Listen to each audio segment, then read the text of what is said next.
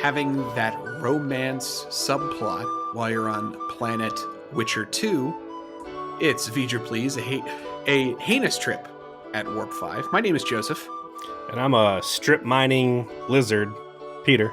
Peter, before we start talking about this week's episode, I want to thank all of our fans who have been commenting on the different places that you can talk about the show, whether it's on our Facebook group, which we plug a lot, whether it's replies to Twitter, or places like our seldom used but still always updated YouTube channel, which is kind of like the third backup location if you ever want to listen to our show or watch old live streams or the Let's Play I did of Elite Force, as well as our Discord, which I know I don't talk about much, but we have a Discord. If you'd like to be on it, hit me up. You can reach me on Twitter at VJPlease and DM me, and I'll happily get you in there. Doug89 wrote the following, and I wanted to share it because every time I read it, I got like mad, and I want everyone else to be mad.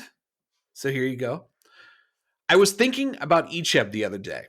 He was the only alien from the Delta Quadrant that reached the finish line with Voyager. The other two who joined the crew either left season 4 or at the last minute.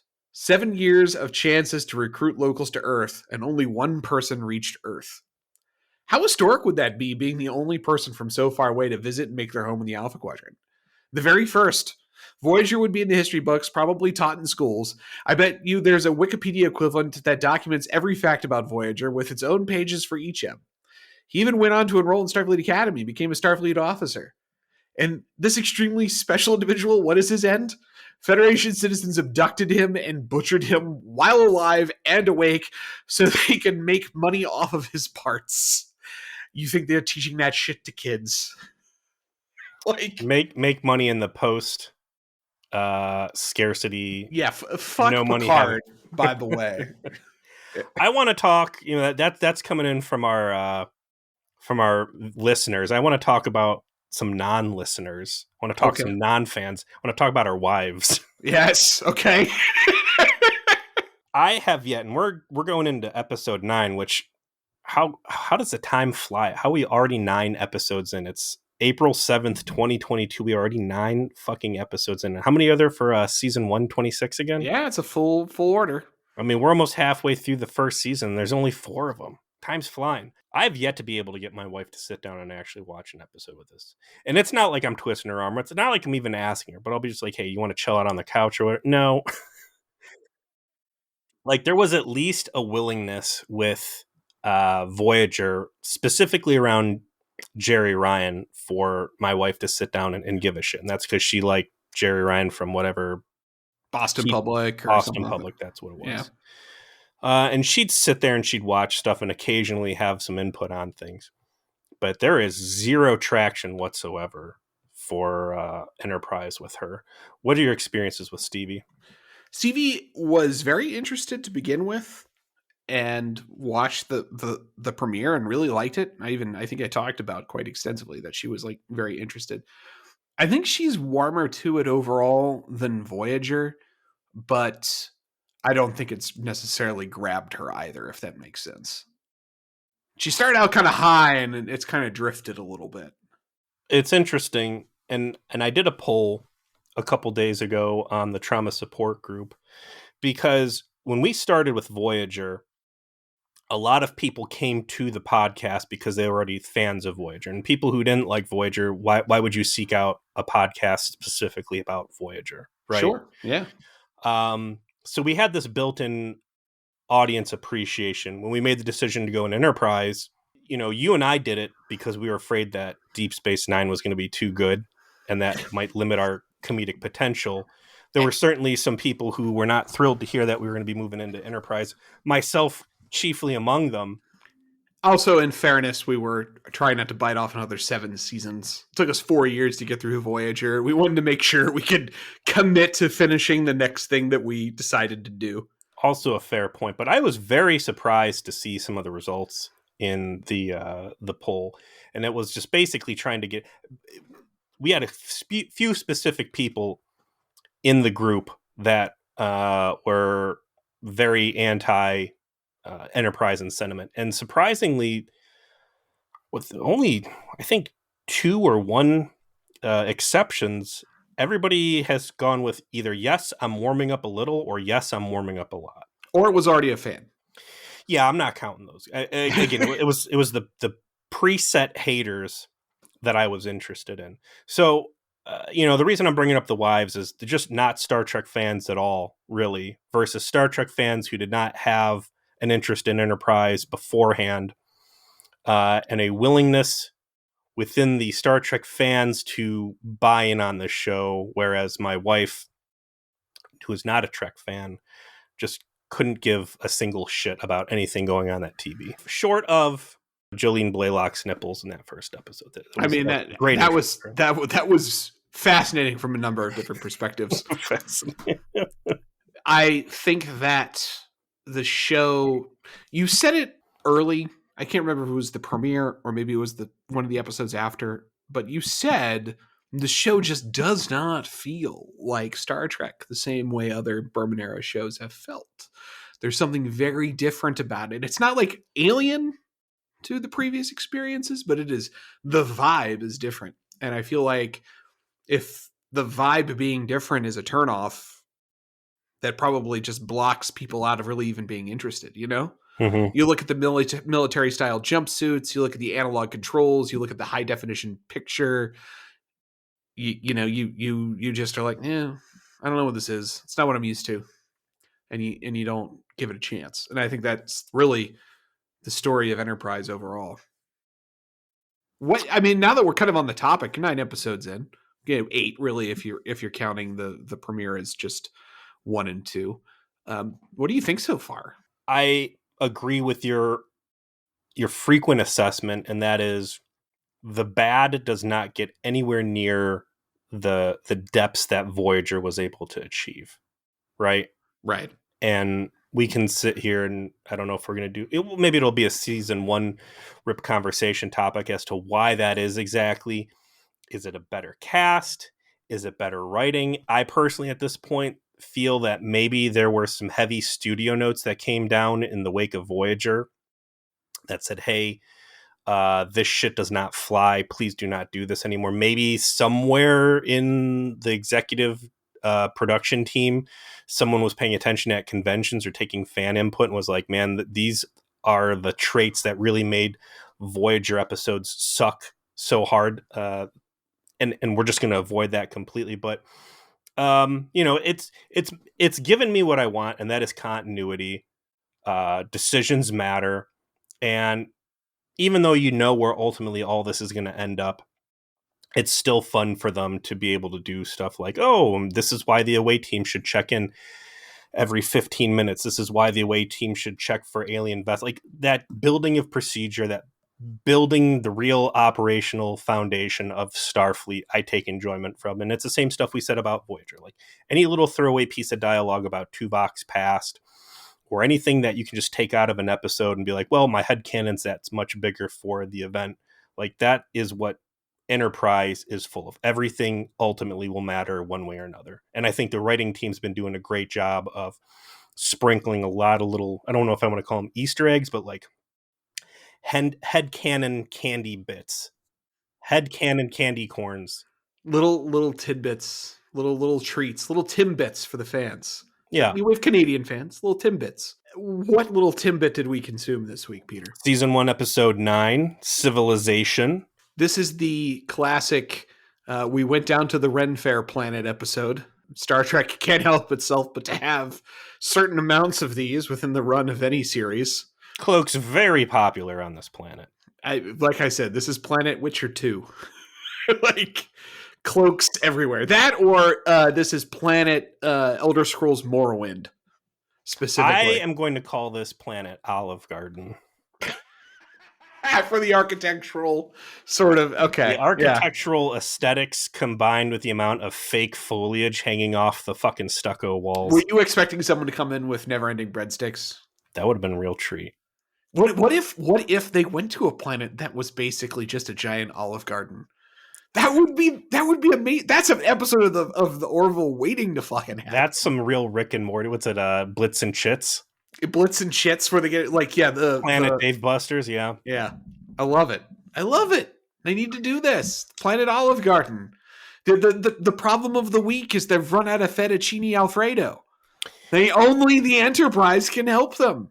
This will be not an Olive Garden, but a buffet that it looks like Star Trek is going to go back to several times. Reading the memory alpha on this guy real quick, we got a story by Phyllis Strong and Mike Sussman, directed by Mike V'ger. Again, V'ger is an old name and direction by this point. Shame he doesn't really have any stand. I don't know. There's some pretty cool scenes. Like he does well with the Renfest torch, candlelight, heavy sunlight use. It's a well-directed episode, I thought. But reading through the memory alpha, the bad guys in this are people who are throwaway name of dudes that were eradicated in a TOS episode. Yeah, by Nomad. And then even the local indigenous people, whatever the fuck their names were, I'm not even going to call these guys. What an outing! Well, I'll tell you what. Archer certainly picks the right alien species to put his mouth on. He certainly found some comely aliens, particularly one in particular. But this alien race, it looks like it actually pops up in Discovery Season 4. Not that I would know. Well, me neither. Again, I'm reading this off Memory Alpha. But yeah, this is a buffet that will be visited time and time again by other Star Trek properties. The strong part of this episode to me is the Enterprise futzing around with not having a prime directive protocol and kind of like fucking up a little bit, you know, kind of playing fast and loose with the rules because no one's really paying attention. That part's fun. The actual climax of this episode sucks. It just is not well written and not well put. It's like it kind of, they had an idea of what they wanted to do, which these are evil Captain Planet villains, and they wanted, you know, the Captain Planet to save the day, in this case, Enterprise, but they didn't know how to actually make that work, right? Like, instead it's this weird, like, passionless ending where they're just stuck in a room until they, like, press the right button and then they get out. This is a very boring episode, and it is interesting. Again, this is another one. This is back-to-back Enterprise episodes where I have less than half a page of notes. And I can give you the entire plot of it right now. Enterprise goes down to a brass age civilization and finds out there are other aliens hiding and abusing the local population by poisoning them, doing evil industrial things, and Enterprise stops it. The end. There's not really a B plot. There's not a ton of character development. It's an extremely simple, basic plot. And you compare that, like, at least I think Voyager had a really strong B game. And in a lot of cases, the B or sometimes even the C plot was way more engaging than whatever the primary dilemma the crew was trying to work through. I think there was a B plot. The B plot was the thing I mentioned, which is Enterprise not knowing what the fuck to do to, like, actually surveil these people covertly, and Archer having to deal with Yennefer or whatever. Yennefer Vanderbog. Man, yeah, just straight up, that's, okay, Yennefer, okay. Like, with Yennefer, like, getting wise to what's going on and having to deal with, semi-covertly, semi-not covertly. Man, this is The Witcher, because it's a alien outsider courting the beautiful woman while having to fight the monstrous menace inflicting harm upon the village. Witcher 2, man. Like, Witcher complete 3. with cloaks. Yeah. Now, Witcher 3 had a little bit more of like a H.P. Lovecraftian sort of, like, the monsters element got a lot better in that game. That monstrous element is radiation poisoning. But the B plot is the Yennefer plot, right? Like, Archer is meeting this lady and he's attracted to her, and she is like the coolest native ever. She's like the anti-Marclulian, like she is not going to, like, create a new religion around Archer. She's going to, like, dispassionately observe that he has space weapons and he's shooting aliens and be like, okay, so if you have a starship, why the fuck are you here? We suck. Like, you should be doing rad shit. Like, it just accepts it uncritically. Stop me if you heard this one before, but why didn't they just incorporate her into the main cast? Yeah, like if she is that cool with what's going on that they have the conversation about space people off camera and you just join their conversation in media res where she's like questioning the wisdom of Archer being there to begin with, like we can't be that interesting. Come on, have you seen this place? You're in the stars, there's got to be cooler things. I live here, I know it sucks. Like yeah, He's a like total space mark. And yeah, more and more in this show, it's feeling like they got kind of shitty main cast members, but all of the guest stars are coming off as like fucking rad and cool and people that I would like to see more of than some of the standard cast members. And I knew they weren't going to pick this lady up, but going back to our conversation last episode, there's only 2 female characters on this show, and I think this would have been a great opportunity to explain or kind of reconcile how they're leaving someone who is pre-combustion engine behind on a planet with all this crazy advanced knowledge of space and space people and this other stuff, who's also smart as fuck. I mean, there's an entire scene in there where it's Phlox and Paul being like, yeah, this lady really knows her stuff. she's the one that figured out the right button to push on the space doohickey that Archer was trying to disarm. Like I'm not as down on the cast as you, although I will agree that it would be nice if they could have like traded this lady out for Mayweather. Nothing of importance would have been I don't lost. think they'd have to drop her so much as or drop Mayweather as much as just maybe it's too Kessie for him. I'm trying to find in the Memory Alpha who actually plays her. What was her name? Diane Delaskio. So She has, this lady is Italian. does she have any other Star Trek chops? No, this is the one and only role she ever had on Trek. Well, I don't know. I mean that's really the only interesting thing that's really going on in this what seems to be a very budget friendly episode. We start what I'm noticing to be a rather rare exterior shot of the Enterprise. And I've already stated I'm not a real big fan of what the NX-01 looks like. And I think that somewhere in the creative pool within Enterprise, there's an agreement. Either the exterior shots are too expensive to produce, or they just aren't feeling the vibe either. Because you compare this to Next Gen or Voyager, and I feel like there was way more exterior shots of the ship than what we get out of Enterprise. It's gotten to be an expense thing. Like they can't use a model. This is all digital. And it's high res, right? Like they have to create. It's not like it's standard def, and you don't have to go that extra level on the detail of the ship and its contours. They have to make it look good when it's on screen because it's going to be very obvious if they phone it in.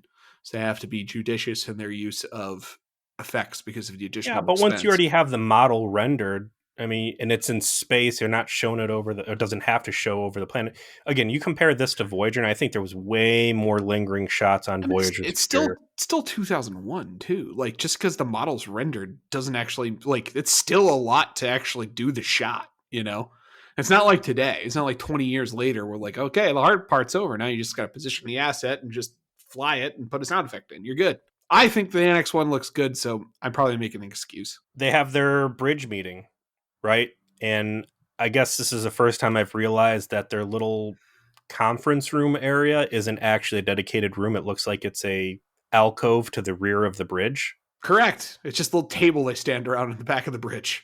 And Archer's like, what's up? And they're like, hey, here's a bunch of boring shit. And also, here's like a ringer for Earth. We'll call this one Earth 3 because Earth 2, Terra Nova. And that was, a No, Earth 2 was the psychotropics planet where we have all pulled guns on each other. Right. We're on Earth. We're on Southern California version 4 now. Olive Garden version 1. So they all are trolling Archer by like not talking about it, including to Paul, which I thought was funny that she was in on the joke. And they start to, after they get back from the credits, they start to scan, and they're like, yeah, these guys are pre-industrial. They got sailing ships. They are deep into Witcher 2, and that's where they're at technologically. Look at all that soup. Look at all that salad. How can we say no to going down? And to Paul's like, well, funny you mention it. We space elves have a little rule where we do not contact people who are pre-warp which is a rhetoric you may recognize from being actually part of the Prime Directive. And there's this floundering on the bridge of like, well, what's the right thing to do here? Because clearly what the Vulcan is saying is sound advice, but also we are impetuous, perpetually stupid children who have intentionally stuck our hand in the fire multiple times this season. We can't listen to what she says. Guys, we won't have a show if we keep listening to her good advice. We have to find a way to do something dumb. Trip, what would you do? Well, Archer throws a line out there. He's like, well, we don't really have first contact protocols. And it's like, again, what has humanity been doing for the past 70 years? That nobody on Earth or anywhere in Starfleet or whatever the government is was ever sitting around and like, God, what are we going to do when we're spacefaring? When we get this fucking Warp 5 engine up and running? Like, the words what if just don't exist on Earth at this point. Zero contingencies. They do a little, computer enhance, doing their best Blade Runner impression. And sure enough, these aliens look exactly like humans, except for just a wee little bit of stuff on their forehead. Not even like, they're like basically Bajoran ridges, but they're on the temples. And they're like, hey, we'll just go down the Phlox, and Phlox can paint on some ridges, and we can just go down there like dudes, like some dudes. We'll have Sato go down because she's real good at alien languages in case the translator fails. It'll be all good. One part of this episode is when they somehow start bringing up conversations that are I don't know. Do they have radios? Is that what I'm supposed to believe? I mean, they have these mobile devices that apparently... No, not Starfleet. The natives. Do they have some way of that they're broadcasting that... No. They have no EM radiation whatsoever. They are able to eavesdrop using their own sensors. They just literally listen in to people's conversations. So they start tuning in on this, and it is some A+ Sims background conversation noise. It's some Simlish or whatever that's called. Yeah. It's some fake gobbledygook. Kind of does sound like Italian. That's definitely the vibe they went with the whole thing. I know we're making a joke about the fucking Olive Garden, but they definitely went with pre-Renaissance Italian as the basis for these guys. Yeah.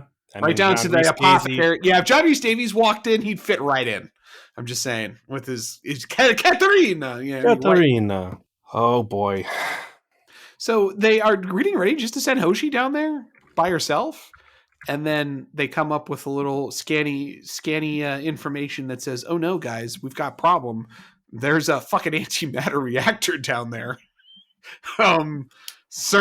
Seems sus given the circumstances. We should probably check that out because we're a bunch of fucking busybodies. It's a simple concept, but it is one that certainly invokes a lot of thoughts. Like, not an invasive alien force, the scope of the Borg, not, Klingon warships coming down in orbital bombardment or slavery and whatever else the Romulans might have brought along, but just like, hey, I was a planetary surveyor working for my government and we saw this and it looked like a real sweet deal.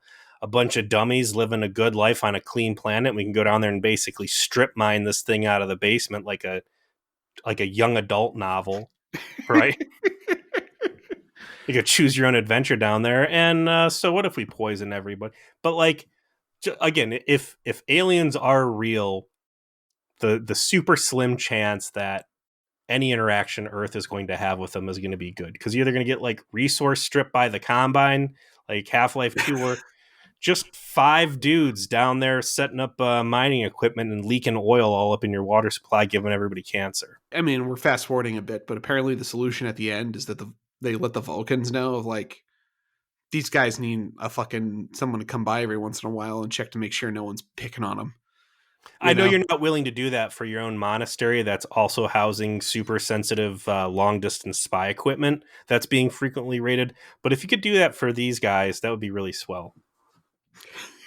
I know you can't be bothered to defend yourself adequately, but maybe you can defend these people adequately. I don't know. You guys are weird. So there's an attempt, though, to solve that problem, though, is basically what I'm saying. I'm giving them credit because unlike perhaps a Voyager episode, they don't just ignore that concept. They actually address it. Well, the elephant in the room here is false prophets, right? Oh yeah, yeah, yeah. This is a super simple, very ideal, serene hamlet that has been afflicted with space nonsense. It is outside the jurisdiction of the Federation, which at this point doesn't even exist. And it becomes this dilemma that they don't really pay any attention to in the episode, because Archer's just like, we have to help these people. There, And that is an that claim is viewed uncritically through the episode. They make the decision to help these people, and at no point does any character question that impulse. That's what the majority of this episode should have been. Again, half a page of notes. This was a full episode, and I don't know how they stretched it out this long, because it's so slow and time wasted. There's no B plot really, so to speak of. Like, I needed a big argument somewhere on that bridge. Jump back to Terra Nova, the debate between Archer and T'Pol over whether or not they should take these human colonists, these former human colonists, back to Earth. Like, what right does Starfleet have to get involved in this?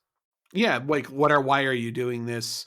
Why are you involving yourself in a dispute where that's like nearly 100 light years from your planet? And so you scare these people off. What are you going to do to help them? Like you're just creating a worse situation for them later. Are you creating a adversary that Earth is going to have to answer to? Everybody you've encountered up to this point has been technologically superior to you. And now you're going in and potentially taking what, for all you know, is a state-funded mineral excavation adventure. And you're going to fuck these dudes shit up. Like, are they going to run home and say, hey, Earth's bad guys, and now we should take our better ships and go take them to Pound Town? Like, no discussion to any repercussions anywhere. And for these building blocks episodes, I think now's the right time to have that conversation. When is it right for us to put our dick in the mashed potatoes? And I'm not saying that there's also. I don't think either of us are saying there isn't necessarily a positive case to be made for intervention that they could have put into the episode. Yes.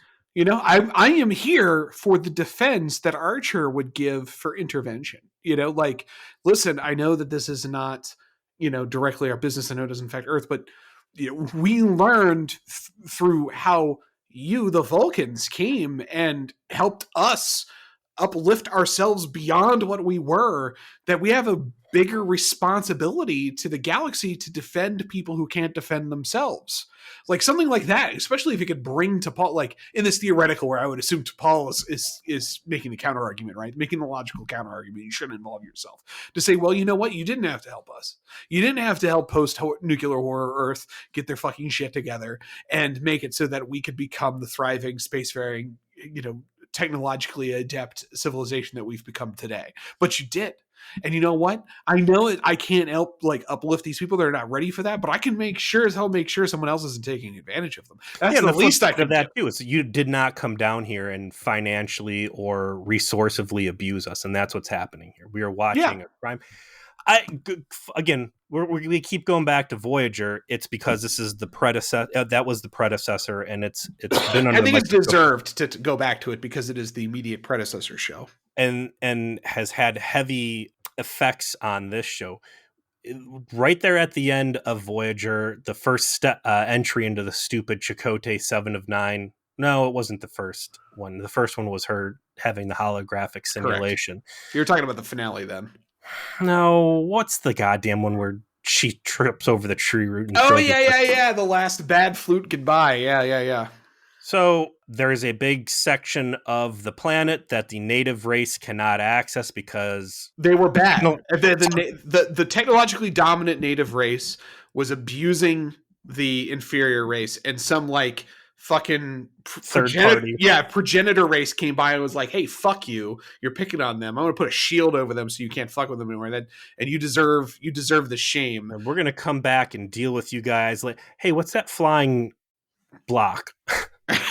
Why are all these cables in my throat? So they got assimilated. That's what you get for being too fucking technologically advanced. The Borg snatch your ass up. That's the last time we had this go around. And there were certainly enough of these episodes in Voyager where you got shades of, either like Western industrialization victimizing native simplicity, right? It's why we called him Captain Planet episodes, because it There just were a lot of them. recreates it that 90s sensibility. That was a very 90s plot line. Malon, aka Malorn, not hard to go back through and find it. And always we would complain about the notes they would take on it, but now was the opportunity to really establish why it is a Starfleet imperative to protect people in these situations. And I almost feel like one of those studio notes was like, you guys are playing the Native American card too many times, or something.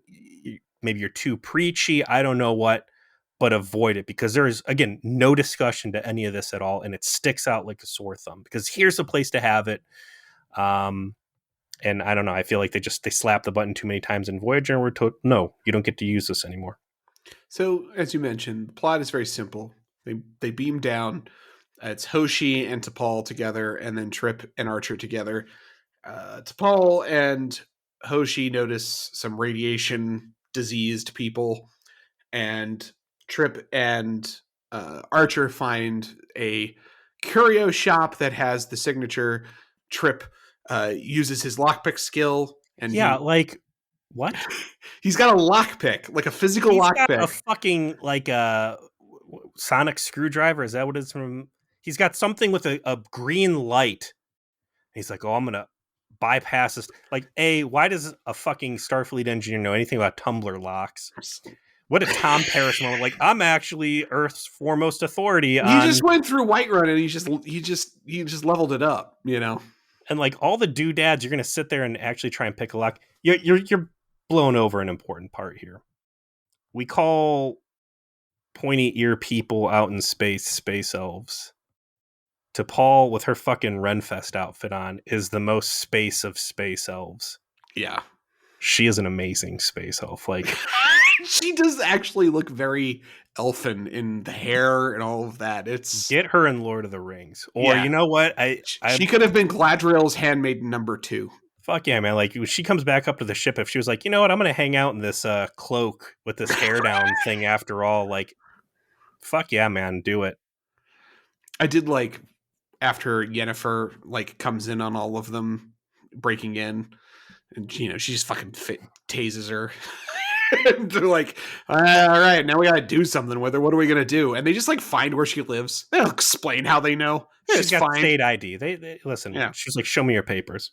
And she, she's there, and eventually they return to her to like talk over what's going, like the weirdness that's going on. And Archer is clearly like making sex eye with this lady, and the ball is noticing. Just goes, yes, enjoy your tea before she leaves. Like, yeah, fuck that alien. I guess I'm not your boss. Whatever. Like, you're my boss. You want nipples on your wrists? Go help yourself. You haven't learned the lesson from your fucking Florida man engineer. I suppose you're never gonna fucking learn. I just like the way that her attitude in that scene was just like, yes, this is the kind of disdain I expect from you. So they fan out. They're, like you said, they start investigating. You got Trip and Archer over at the local general store, or I'm sorry, the high end item store. Yeah. They break in. Again, I'm still enjoying the fact that you can't just fix all the problems with the transporter, and not because you're ionizing the atmosphere, or like, having to make things difficult. Just, again, the technology sucks and they're hesitant to use it.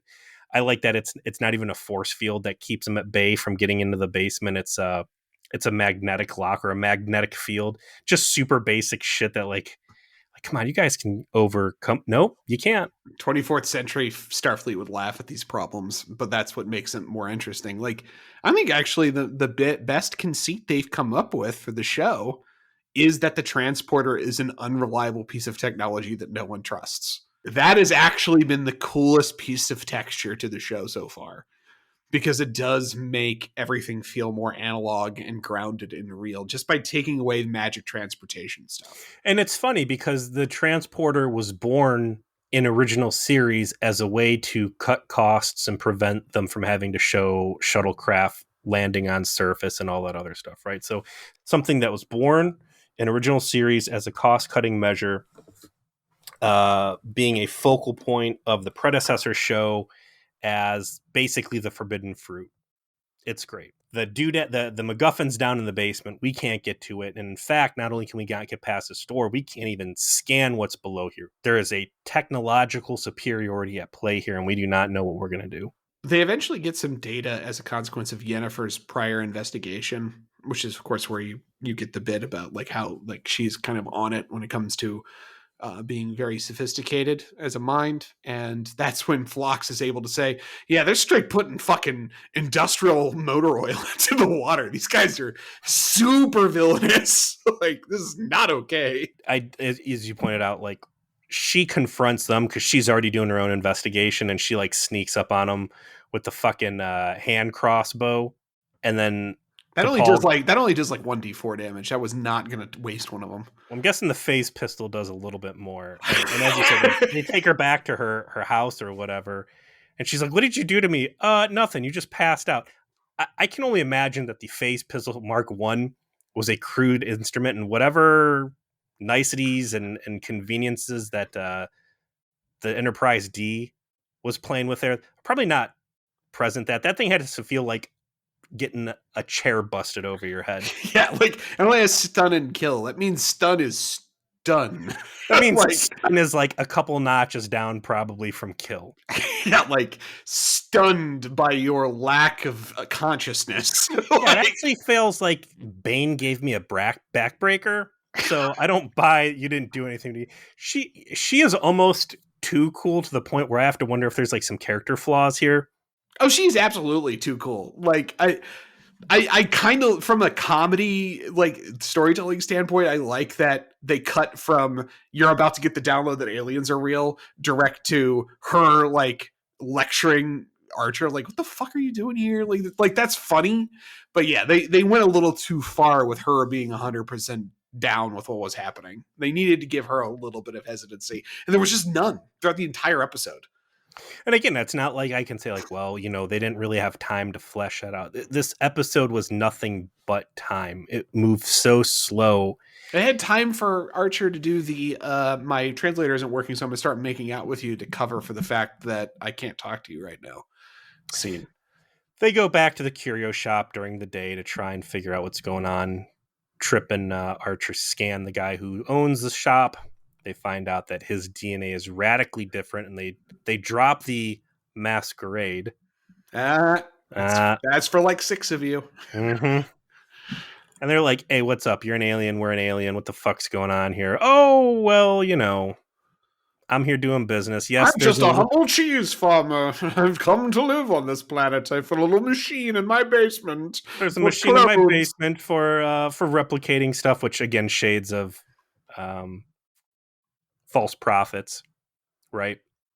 Yeah. They don't even accuse him of like, you're throwing the economy off. You're like replicating gold and abusing these people. Like, nah, we're more concerned about poisoning and this and that. Oh no, you must be talking to Yennefer of Vanderberg, who's just out to accuse me being the new guy of whatever their awful little plague is, which I've done nothing to try and help them with. But I definitely am not dumping a bunch of space oil into the water. That's clearly not what I am doing. I am 100% illegitimate. Now leave. Yes. They don't buy it. Never mind that grease trap one of my employees is pouring down the storm drain in the rear. So they don't buy it. They go through all the investigative stuff we already covered, and this culminates in Archer and Yennefer confronting like the alien drop point with the alien ship. They get into a phaser fight. Yennefer, watches it all go down, and that's when we get the comedic cut back to why are you even here? And they resolve to solve the situation by beaming the generator for the mining facility into space. So, well, you're cutting over the cool part of the scene, which is the bad guy aliens who will later be wiped out by the Nomad probe. What was it? They're lizards. Yeah, they're lizards. Total lizards, man. I don't remember. Was it V from the 80s or the aliens? Yeah. Well, there was a remake of V in the mid 2000s too. Well, I passed on that one, but these dudes got rubber. Good decision. Rubber human masks that, as I don't know, they're kind of Trandoshan-y looking.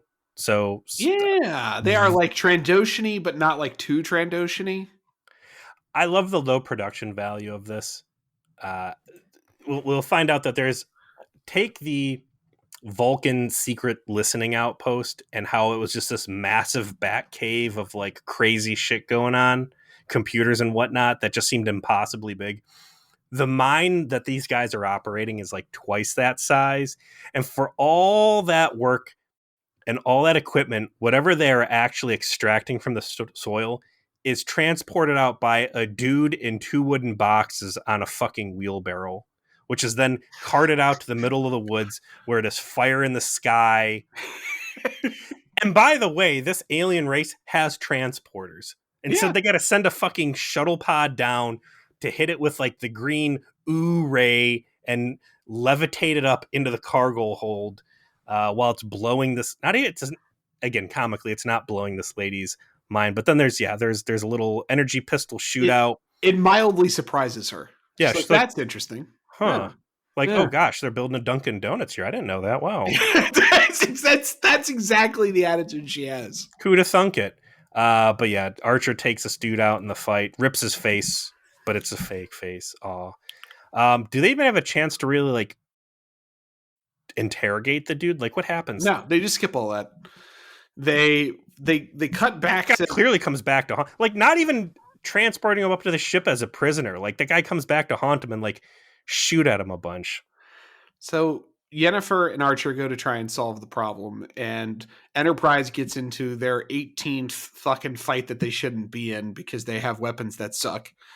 Like, they just can't seem to help themselves and brawling with this ship up there. So how lucky that everybody that they've encountered that is hostile throws the slowest punches and shows the most mercy possible. Yeah, like the Enterprise should have been infinitied for one at this point. Like, Enterprise is not a fight for anyone they fought, yet they have somehow won all of their fights. I don't understand, but Archer picks the wrong button. Well, they get down. They beat the shit out of Lizard Guy. They mug him. They take all of his stuff. They don't tie him up. They just take his shit. They just take his stuff. Maybe Archer thought he was dead. Oh, wouldn't that be dark? No, I'm pretty sure this guy's dead. Not knowing that like lizard people are really good at playing possum. They go back to the curio shop. Magically, Archer knows a special code to hit on the fucking keypad that he stole off this guy. The door opens up. Speaking of concerning flight, John Rhys Davies, right? They get into the basement and they find is that power thing is the prop from that episode?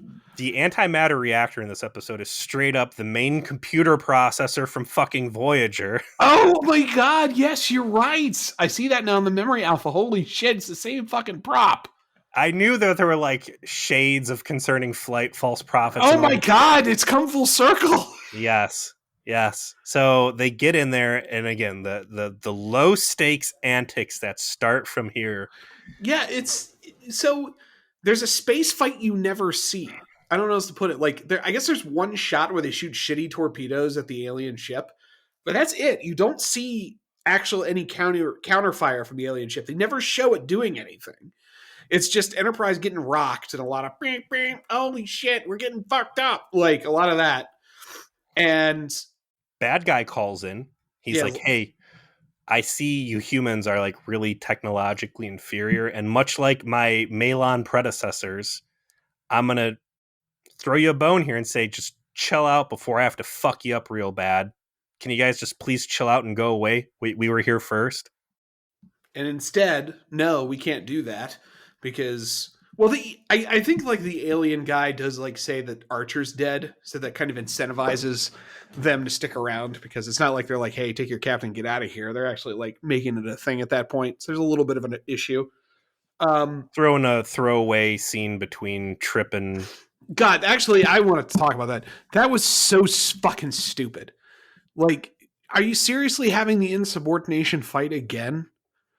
Like, to Paul and Trip, yeah, like, they got fucking angry at each other. Trip got angry at her. Like, you've done this already. This was literally in the fucking pilot, guys. Why the fuck are you doing this now?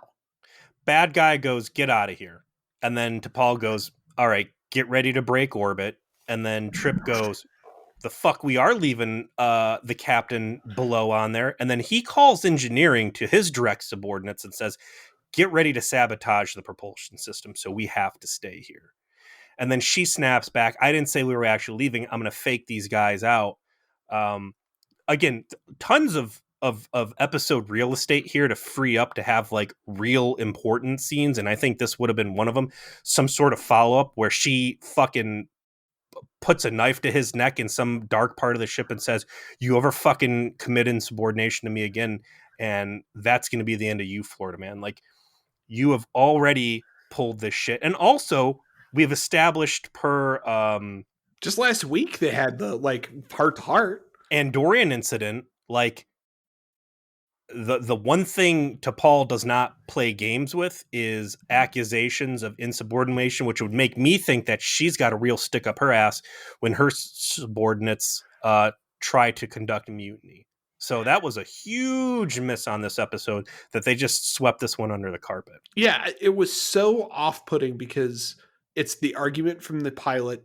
They've already covered this ground, and they I feel like they've like built some fucking shit up to this point so that you wouldn't be having this argument now. That's the point. Where it's like T'Pol's got some fucking credit now with everybody. So when she says, I'm gonna pull some fucking bullshit, Trip should have been like, maybe he's a little hesitant, but he buys into it. That's what they should have done there. Give me a concerned look from Trip and then have her immediately snap and like catch his eye with like a little Vulcan impish eye raise of like, oh, just watch.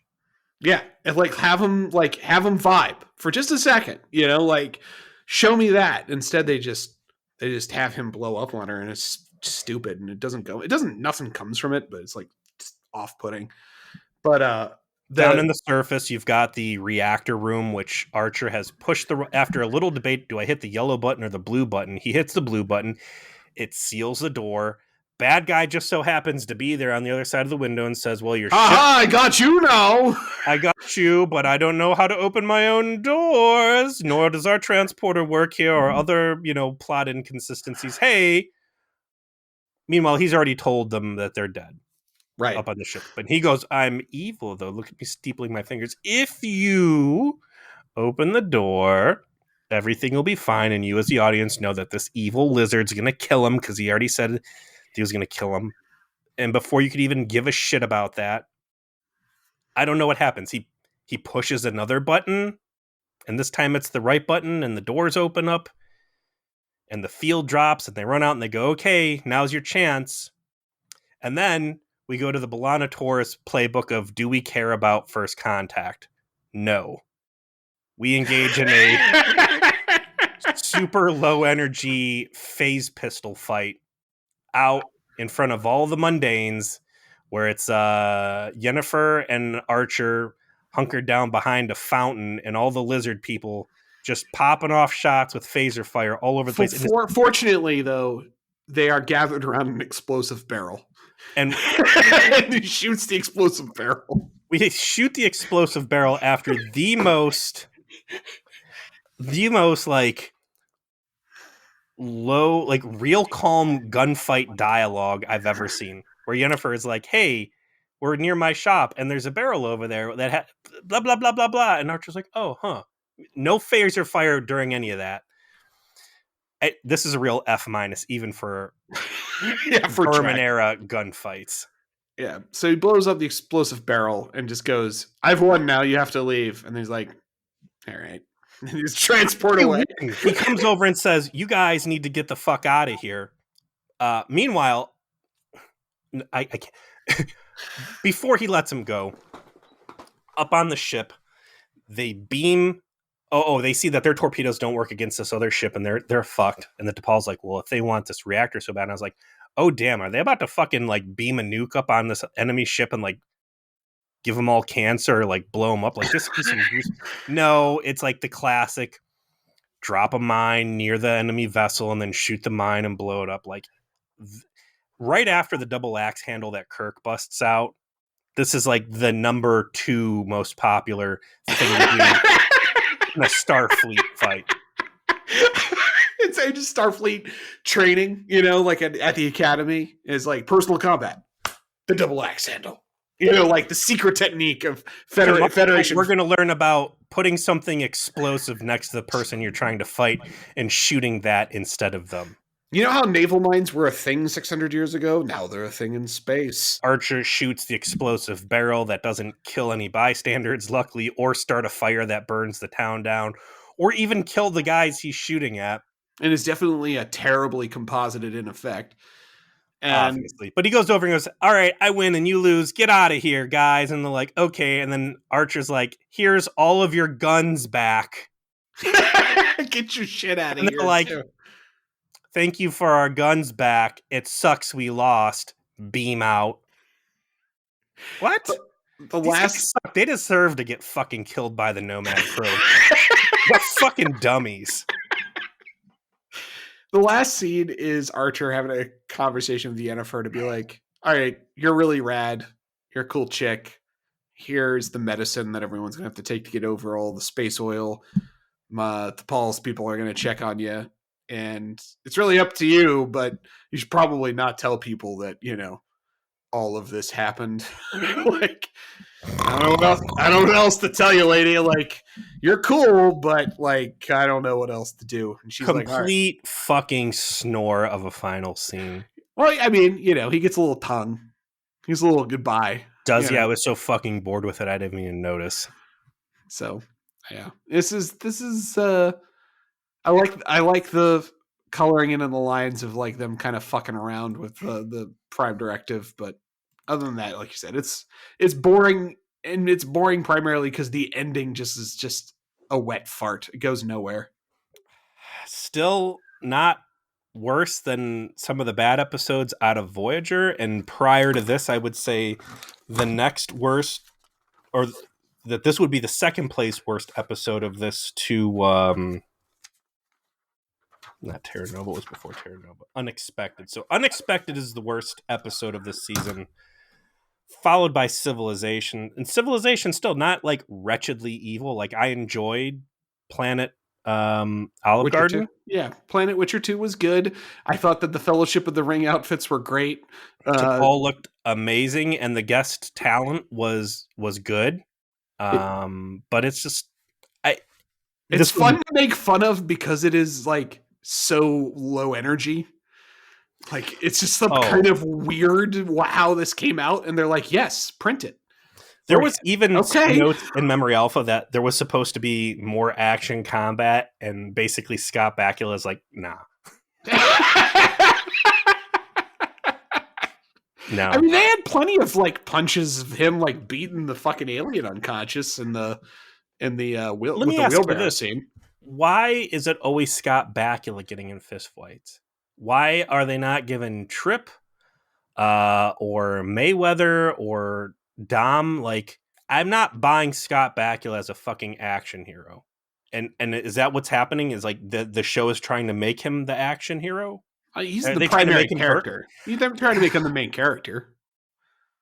He's doing the heroic shit, and they just got done with a captain who wouldn't be the guy to have the fucking fistfights, right? Like, it was a lady. You had to typically kind of offload that to your male supporting cast. Listen, if we're gonna play the gender card, I'm gonna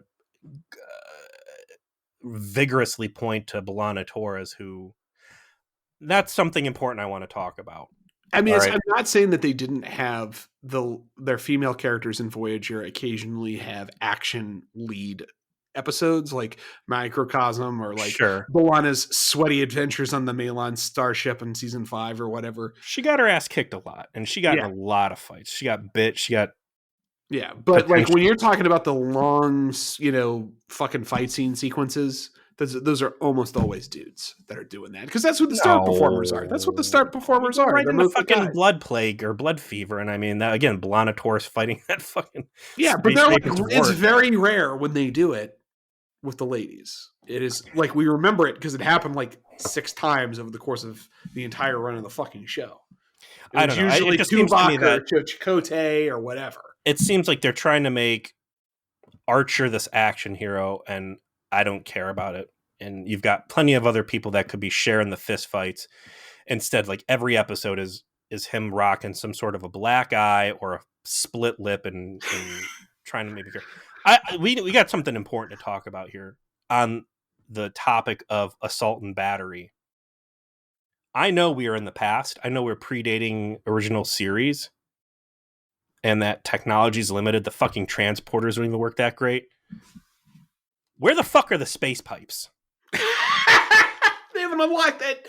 They I have not haven't yet seen unlocked a the single technology. person clubbed or assaulted by any sort of a pipe, wrench, rogue door handle, or even a broomstick. Like, They haven't unlocked that technology yet. They don't yet understand its power, man. This is too early. just think if the Andorians had thought to pick up a club and hit Archer with it instead of their weak little blue-fisted punches, like the ground they could have covered in those interrogations. Yeah, again, this is a slow dud adjacent episode. It was begging for an awesome B plot, and we didn't get it. And I think there were great seeds between the argument about do we have any moral imperative to insert ourselves into this situation, and the trip / to Paul insubordination incident, and those just misses on both. Do they at any point actually circle around and never have a should we get involved debate? Yes. There's actually one of the better episodes of the early seasons. I forget if it's season 1. I'm going to check. Is all about the crystallizing of the Prime Directive, of like the consequences of involving yourself in something and not knowing the consequences of doing so. Also, to this episode, the complete lack of any sort of follow-up to the point that they just had a space gun fight in the middle of town hall or town square. Yeah, there's just like, maybe hopefully no one will remember. No one's going to remember the excessive pew-pew laser Star Wars grade battle we had. Oh, okay. No, the episode I'm talking about actually comes up relatively soon. So it's this season. Well, it's certainly something they need to have sooner than later, given the actors are taken. It's a great episode of Enterprise, to be perfectly honest with you, about what it how it is that they go about the question and what ultimately the solution ends up being. Well, from here we're going into season 1, episode 10, Fortunate Son, and we've got, I don't know, is that Jimmy Kimmel? Is that the kid from the Mac Switch commercials who was like the young guy from Galaxy Quest? Two dudes. They look like, I don't know, they work in the quick oil change pit, right? Mm-hmm. Okay, I know what you're talking about. Some mechanics and some very mechanic-y looking clothes. The Enterprise crew is dispatched by Starfleet Command to assist Fortunate, a human freight vessel that has been attacked by Nausicaan pirates. There's some people we know. On arriving, they are surprised to find out that Fortunate's crew is resistant to Archer's efforts to help them and determined to seek revenge against their attackers, no matter the repercussions. All right, this is the kind of story I need. Get these fucking boomers involved. Start showing us what is Earth's intergalactic logistics looking like at this point, and what is their intersection with Starfleet and exterior rule going to be looking like. Awesome. I look forward to watching it with you, my friend. Thank you to all of you out in the V'ger Please land, whether you are on Discord, if you are in our comment sections, if you are in our Facebook group, or you are following us on Twitter. We appreciate you, and we will see you next week.